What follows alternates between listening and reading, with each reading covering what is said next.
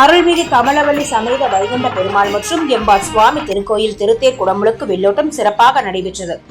காஞ்சிபுரம் மாவட்டம் ஸ்ரீபெரும்புதூர் அடுத்த மதுரமங்கலம் கிராமத்தில் 1000 ஆண்டுகள் பழமை வாய்ந்த அருள்மிகு கமலவல்லி சமேத வைகுண்ட பெருமாள் மற்றும் எம்பார் சுவாமி திருக்கோயில் அமைந்துள்ளது.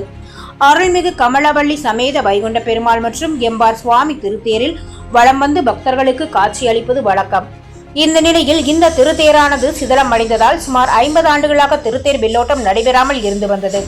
அதனைத் தொடர்ந்து இந்து சமய அறநிலையத்துறை மற்றும் உபயதாரர் நிதி கொண்டு 55 லட்சத்தில் திருத்தேரும் 20 லட்சத்தில் பாதுகாப்பு கொட்டகையும் அமைக்கப்பட்டு இன்று திருத்தேர் குடமுழுக்கு மற்றும் வெள்ளோட்டம் நடைபெற்றது.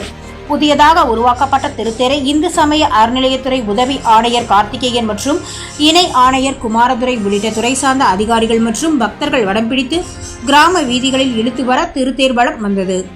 இந்த புதிய தேரில் அருள்மிகு கமலவல்லி சமேத வைகுண்ட பெருமாள் மற்றும் எம்பார் சுவாமி எழுந்தருளி வலம் வந்து பக்தர்களுக்கு காட்சியளித்து வருகிறார். திருத்தேர் 27 அடி உயரம் 12 அடி அகலம் கொண்டதும் திருத்தேரில் தசாவதாரங்கள் மற்றும் பல்வேறு தெய்வத்திரு உருவங்கள் அமைக்கப்பட்டுள்ளது குறிப்பிடத்தக்கது. மதுரமங்கலம் கிராமத்தில் சுமார் 50 வருடங்களுக்கு பிறகு இந்த திருத்தேரானது வலம் வந்ததால் பக்தர்கள் மகிழ்ச்சியுடன் திருத்தேரை கண்டு சுவாமி தரிசனம் செய்தனர்.